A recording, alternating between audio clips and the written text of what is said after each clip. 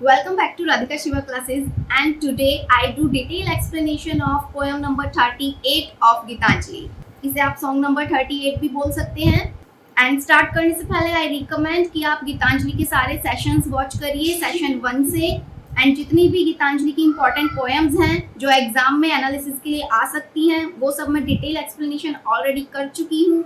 Poem number 1, 2, 10, 11, 35, 36 and specially जो इसकी themes हैं उनका भी एनालिसिस मैं कर चुकी हूँ एग्जाम के लिए। सो सबका लिंक आपको मिलेगा डिस्क्रिप्शन में, एक बार आई बटन भी आप चेक कर सकते हैं। सो आफ्टर दिस वीडियो उनको भी आप जरूर देखिएगा।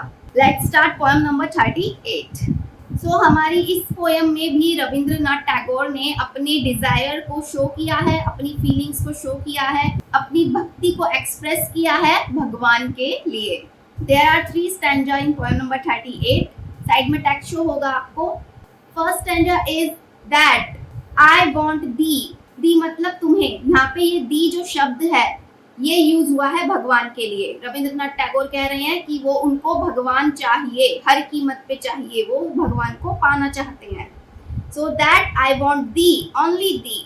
Let my heart repeat without and, मेरा जो दिल है वो बार बार रिपीट करके यही कह रहा है कि मुझे सिर्फ तुम चाहिए, तुम चाहिए हो, तुम चाहिए हो।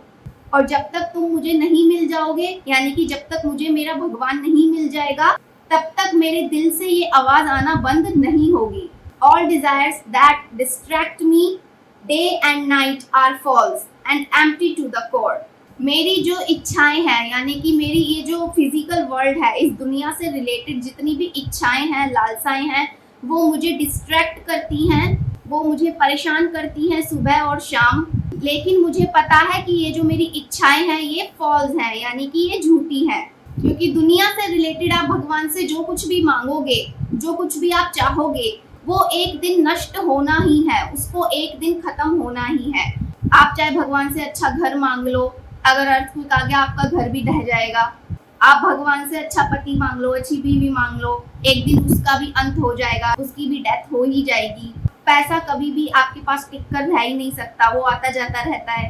यानी कि दुनिया से रिलेटेड अगर आप भगवान से कोई भी इच्छा मांगते हो, उसका एक ना एक दिन सर्वनाश होना ही है। इसीलिए रविंद्रनाथ टैगोर ने कहा है ऑल डिजायर्स दैट डिस्ट्रैक्ट मी, वो इच्छाएं जो मुझे परेशान करती हैं, मुझे डिस्ट्रैक्ट करती हैं दिन और रात, आर फॉल्स, वो सब झूठी हैं, बेबुनियाद हैं, and empty to the core. इसीलिए दुनिया से रिलेटेड ये मेरी जितनी भी इच्छाएं हैं जो तुम तक पहुंचने से मुझे रोक रही हैं, ये सब मेरे लिए क्या है, वैल्यूलेस, इनके कोई वैल्यू नहीं है मेरी नजर में। मेरी सिर्फ एक ही इच्छा है, तुम्हें पाना। That I want thee, only thee. So what we notice in the first stanza, Rabindranath Tagore ने भगवान से अपने मिलन की, अपने यूनियन की डिजायर शो करी है। उनको वर्ल्डली अटैचमेंट से कोई लेना देना नहीं है।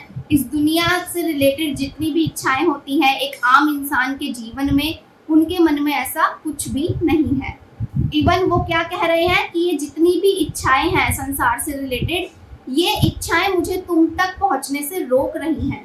इसीलिए मेरे लिए ये सारी इच्छाओं का कोई वैल्यू नहीं है। They are baseless, false and empty. Second stanza is as the night keeps hidden in its gloom the petition for light, even thus in the depth of my unconsciousness rings the cry I want thee, only thee। अब इस stanza में रविंद्रनाथ टैगोर कह रहे हैं कि भगवान से मिलन की जो मेरी इच्छा है, भगवान से मिलन की जो मेरी प्रार्थना है, वो मेरे दिल में छुपी हुई है, जिसे कोई देख नहीं सकता। और ये मेरी दिल की जो छुपी हुई इच्छा है ठीक उसी तरह है जैसे रात के गहरे अंधेरे में रात को भी इंतजार होता है सुबह की रोशनी का, लेकिन जो रात की आवाज है उसे कोई नहीं सुन सकता। रात भी चाहती है कि मैं सुबह का सूरज देखूं, लेकिन वो नहीं देख पाता।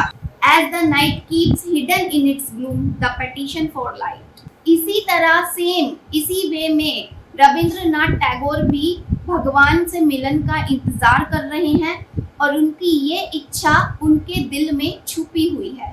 जैसे रात को इंतजार होता है रोशनी का, वैसे ही रविंद्रनाथ टैगोर को इंतजार है भगवान से मिलन का।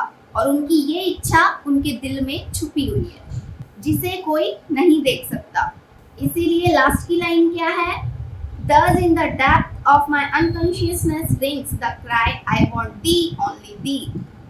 कि मुझे सिर्फ तुम चाहिए हो और तुम्हें याद करते करते मेरी बेहोशी जैसी हालत हो गई है और तुम्हें याद करते करते मेरे नैनों से, मेरी आंखों से भक्ति के आंसू भी बह रहे हैं। Last stanza is as the storm still seeks its end in peace when it strikes against peace with all its might, even thus my rebellion strikes against thy love, and still its cry is I want thee only thee। What's the meaning of this stanza? Rabindranath कहते हैं जैसे जो तूफान है वो अपने destination को ढूंढता है शांति में, क्योंकि तूफान भी क्या चाहता है कि मैं शांत हो जाऊं। तूफान को क्या चाहिए? शांति चाहिए, स्टॉर्म यानी कि तूफान। और जब तूफान आता है तो सब तबाह हो जाता है, लेकिन इन द एंड तूफान खत्म होने के बाद क्या होता है? एटमॉस्फेयर में एकदम शांति छा जाती है और सुहावनी सुहावनी हवा चलती है, मिट्टी की खुशबू आती है, यानी कि मौसम एकदम सुहाना हो जाता है तूफान खत्म होने के बाद। बेशक उसने कितनी ही तबाही मचाई हो, लेकिन इन द एंड फीलिंग कैसी आती है? बड़ी शांति, पीसफुली। तो जिस तरह तूफान शांति को ढूंढता है अपने डेस्टिनेशन के लिए, अपने एंड के लिए, उसी तरह मेरे दिल में भी, रविंद्रनाथ टैगोर के दिल में भी तूफान उठा हुआ है, रेबेलियन स्ट्राइक हो रखा है भगवान के लिए। और वो तूफान तभी शांत होगा जब उनको भगवान मिल जाएंगे, भगवान का प्यार उन्हें मिल जाएगा। इसीलिए लिखा है as the storm still seeks its end in the peace when it strikes against peace. जैसे तूफान को शांति चाहिए, वो शांति के लिए तबाही मचा देता है, वैसे ही thus my rebellion strikes against thy love and still its cry is। वैसे ही मेरे अंदर भी तूफान उठा हुआ है, रेबेलियन उठा हुआ है, और ये तूफान कब शांत होगा? मेरे अंदर का, मेरे दिल का, जब मुझे तुम मिल जाओगे। I want thee only thee। तो तुम्हें भगवान को पाने का जो तूफान है वो रविंद्रनाथ टैगोर के दिल में बस गया है, स्ट्राइक हो रहा है। Alright, so this was the complete explanation of song number 38 Gitanjali. Explanation कैसा लगा कमेंट बॉक्स में जरूर बताइएगा। Now see you in the next one, take care, bye bye. And Gitanjali के सारे सेशंस आप जरूर वॉच करिएगा, all links available in description. Take care, bye bye.